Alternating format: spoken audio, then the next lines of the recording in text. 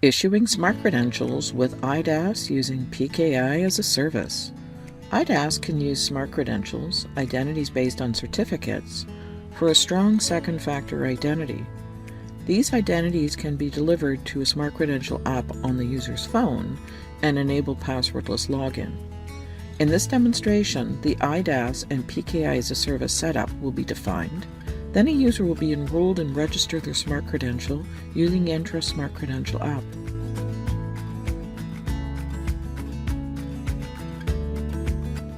Start by defining the certificate authority that will issue the smart credentials. From the hamburger menu, select Resources, Certificate Authority. Click on the plus to define a certificate authority. The options are presented for the type of certificate authority. In our case, we will select the Entrust PKI as a Service CA.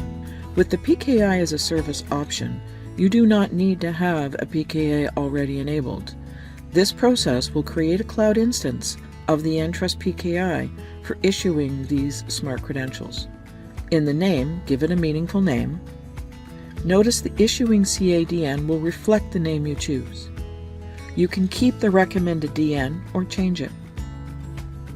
The DN provides an identity for the two certificate authorities that will be created, a root and an issuing CA.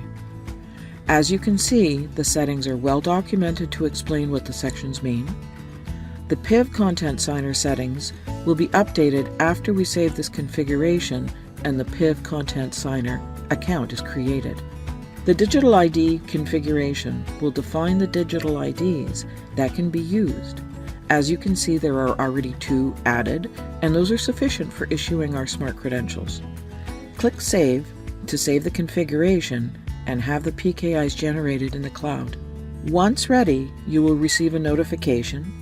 Notice the CA status. It warns that there is a missing configuration, so let's fix that. The 3 options on the right of the CA. The first will allow you to download the trust chain from the certificate authority.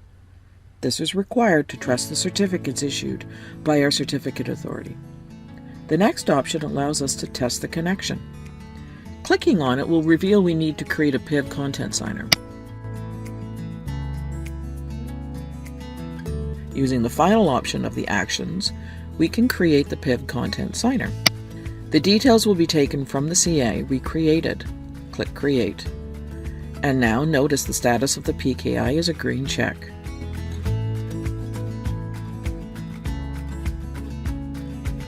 We now need to define the smart credentials we will be offering. From the hamburger menu, select Resource, Smart Credential Definitions. We see there is already a PIV definition. We just need to complete the configuration, so click the PIV option shown. As you can see, most of the configuration is already set up, but we need to identify the digital IDs that can be used for the card and the card holder. In the Digital ID Settings section, click the arrow to select the PIV card definitions we set up from the CA. And as well, from the Card Digital ID drop-down, select the PIV card holder we created from the SCCA. Finally, we have to identify the CA that will be signing the PIV content, which is the CA we just set up. Now, with the CA and the digital ID set up, we can save the smart credential definition. With the CA defined and the smart credentials that will be offered defined, we can now offer smart credentials to users. Returning to the Settings registration area, we can now set up the Smart Credential issuance options as part of the registration process. Notice the Smart Credentials definition we will be issuing is the PIV one we just set up. We can also activate the Smart Credential auto-enrollment. Scrolling down, we can add Smart Credentials to the available authenticators for the users, and they can activate their Smart Credentials using the user portal. Let's see how this can be done now.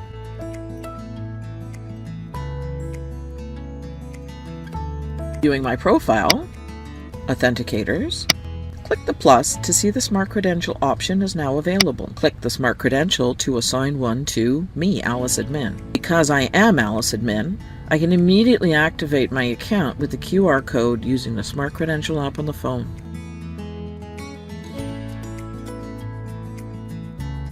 The app is available through the App Store on my phone, and it is called the Entrust Smart Credential. Now I've downloaded the app, it is ready, and I can add the identity using the QR code. So let's open up the app. I may have other identities on this phone, but I can always add new ones by scanning a QR code and giving it a name. Click on the 3 dots and select the QR code reader. We line up the QR code and it will scan the details. Once the code is snapped, the password that is presented in IDaaS with the code must be entered. Alice can be asked to name this identity, but it will be given a default that can be changed. Alice will be asked to confirm the activation of this identity. The encoding begins and you are presented with a progress screen. Once finished, the success screen will display. As per policy, Alice must create a 6-digit PIN for this identity. Now that the activation is complete, we can test the login with the Smart Credential push. Also notice now the Smart Credential is active in Alice's account.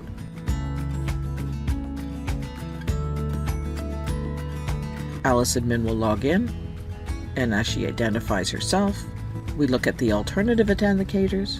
Notice now there is a Smart Credential push option for login, so let's select that option.